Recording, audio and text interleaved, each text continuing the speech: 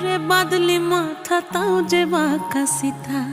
মেদিনীপুরে রায়না চিরন বাঁকুড়ার ওই ফিতা, আরে যতন করে বাঁধলি মাথা তাও যে বাঁকা সিথা। পেছ পাড়িয়া রাজকো